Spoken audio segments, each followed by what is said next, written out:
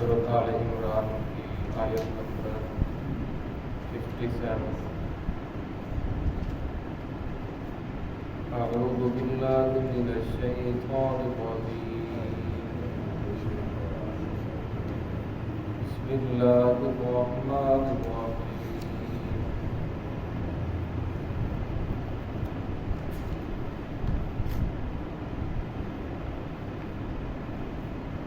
سورۃ آل عمران کی آیت نمبر 61۔ فمن حاجک فیہ من بعد ما جاءک من العلم فقل تعالوا ندعو أبناءنا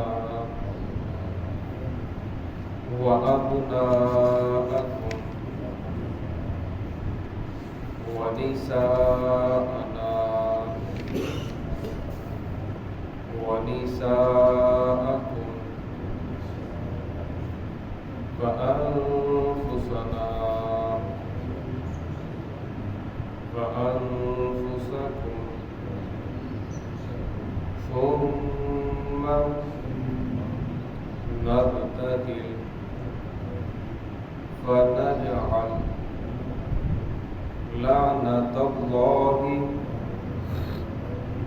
على الكاذبين إن هذا لهو القصص الحق وما من إله إلا الله وإن الله لهو العزيز الحكيم فإن تولوا فإن الله عليم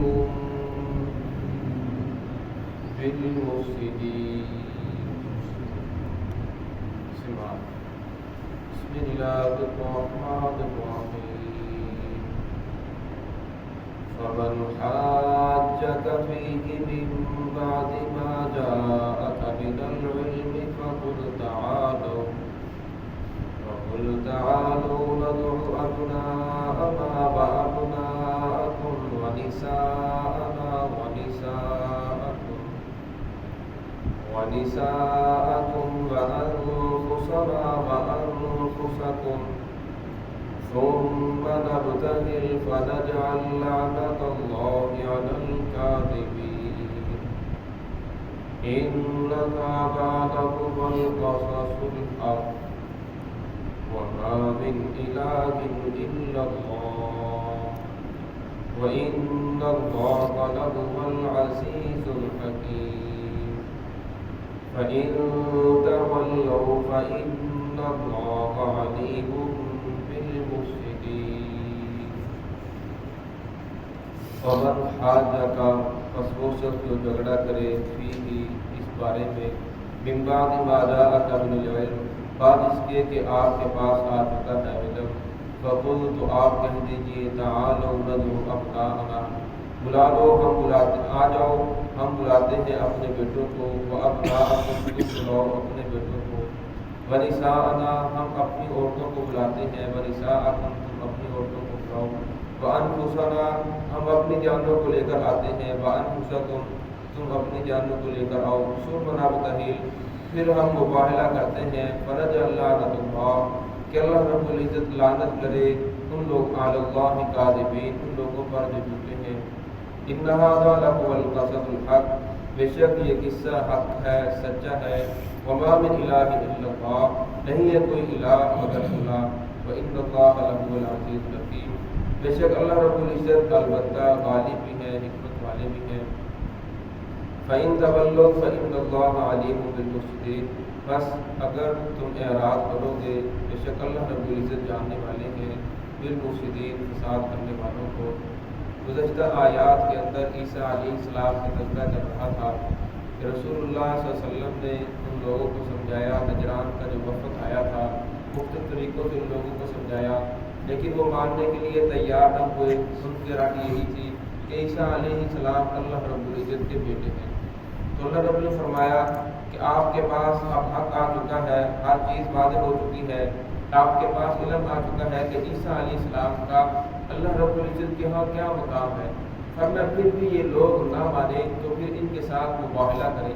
مباہلہ کہتے ہیں کہ میدان کے اندر دونوں فریق جمع ہوں گے، اپنا اپنا موقف بیان کریں گے، موقف بیان کرنے کے بعد پھر گڑ گڑا کر اللہ رب سے یہ دعا مانگیں گے کہ رب العالمین ہم میں سے جو جھوٹا ہے اس پر اپنی لعنت فرما۔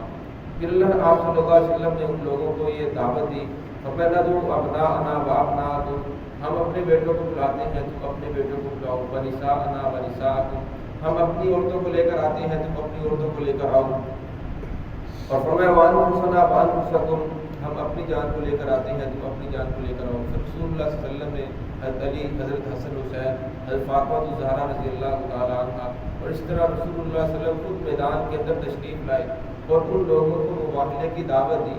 وہ رات کو ہی کہہ کر گئے تھے ہم مشورہ کریں گے، تو انہوں نے رات کو مشورہ یہ کر لیا تھا کہ کسی نبی کے ساتھ ہم تو جانتے ہیں، کیونکہ وہ ان میں سے جو 14 لوگ تھے وہ مذہبی پیشوا تھے، ان لوگوں نے کہا ہم جانتے ہیں کہ یہ نبی محمد رسول اللہ صلی اللہ علیہ وسلم بالکل سچے ہیں، لیکن ہم جو مان رہے ہیں یہ ضد کی وجہ سے، اناد کی وجہ سے، تاکہ ہماری سرداری نہ چلی جائے، اور اپنی قوم کو بھی نہیں بتائیں گے تاکہ قوم نہ کہے کہ یہ مقابلے کے لیے تیار نہ ہوئے۔ تو ان لوگوں نے رات میں یہ مشورہ کیا کہ صبح کو ہم کوئی ایسی صورت پیش کریں جس کی وجہ سے مباہلہ بھی نہ ہو، اور اگر مباہلہ کیا تو ہم تو مارے جائیں گے، کیونکہ نبی کے مقابلے میں ہماری دعا کہاں قبول ہوگی۔ اور صبح کو رسول اللہ صلی اللہ علیہ وسلم کے پاس حاضر ہوئے اور کہنے لگے کہ ہم مباہلہ کرنے کے لیے تیار نہیں ہیں۔ دراصل بات یہ ہے کہ ہم بھی اللہ کو مانتے ہیں، تم بھی خدا کو مانتے ہو، ہم بھی آسمانی کتابوں کو مانتے ہیں، تم بھی آسمانی کتابوں کو مانتے ہو، ہم بھی گزشتہ پیغمبروں کو مانتے ہیں، تم بھی پیغمبروں کو مانتے ہو، ہم بھی روزہ رکھنے والے ہیں، تم بھی رکھتے ہو، ہم بھی نمازیں پڑھتے ہیں، تم بھی پڑھنے والے ہو، لہذا ہم آپ کی وفادار رعیت ہیں، آپ جو ہمارے اوپر ٹیکس جزیہ مقرر کریں ہم وہ دینے کے لیے تیار ہیں، لیکن ہم مباہلہ نہیں کریں گے۔ تو رسول اللہ صلی اللہ علیہ وسلم نے فرمایا اگر یہ لوگ مباہلہ کرتے تو اسی میدان کے اندر مارے جاتے، اللہ رب العزت کا عذاب اسی میدان کے اوپر ان لوگوں پر اترتا، لیکن ان لوگوں نے مباہلہ نہ کیا اور اپنی ضد کو بھی نہیں چھوڑا، اس بات کے اوپر ڈٹے رہے کہ عیسیٰ علیہ السلام اللہ رب العزت کے بیٹے ہیں۔ تو اللہ رب العزت نے آگے والی آیت کے اندر اس کا رد فرمایا، فرمایا ان ھذا لہو القصص الحق، بے شک یہ قصہ جو ہے یہ حق ہے، وما من الہ الا اللہ، اللہ کے علاوہ کوئی الہ نہیں ہے۔ یہ جو لوگ کہتے ہیں کہ عیسیٰ علیہ السلام اللہ کے بیٹے ہیں، وہ بھی الہ ہیں، وہ بھی خدا ہیں، مگر ان کی بات غلط ہے۔ وما من الہ الا اللہ، اللہ کے علاوہ کوئی الہ نہیں ہے، کوئی معبود نہیں ہے، نہ اللہ کا باپ ہے، نہ اللہ کا بیٹا ہے، نہ اللہ رب العزت کی بیوی ہے، نہ اللہ رب العزت خود جلیں گے، نہ آگے ان سے نسل چلی، فرمایا ایسی کوئی بات نہیں ہے۔ وَإِنَّ اللَّهَ لَهُوَ الْعَزِيزُ الْحَكِيمُ، فرمایا بے شک البتہ اللہ رب العزت غالب ہیں، حکمت والے ہیں۔ فَإِن تَوَلَّوْا، اگر یہ لوگ پھر بھی اعراض کریں، اس کے بعد پھر بھی نہ مانیں، فَإِنَّ اللَّهَ عَلِيمٌ بِالْمُفْسِدِينَ، اللہ رب العزت تو جاننے والا ہے فساد کرنے والوں کو، ان میں سے فساد کرنے والے کون ہیں اور حق پر کون ہیں۔ فرمایا انہیں جو بھی کرنا چاہتے ہیں انہیں کرتے رہنے دو، پھر ایک وقت آئے گا ان لوگوں نے ہمارے پاس آنا ہے، پھر حق کا حق باطل کا باطل ہو کر سامنے آ جائے گا۔ اللہ رب العزت ہم سب کو صراط مستقیم پر چلنے کی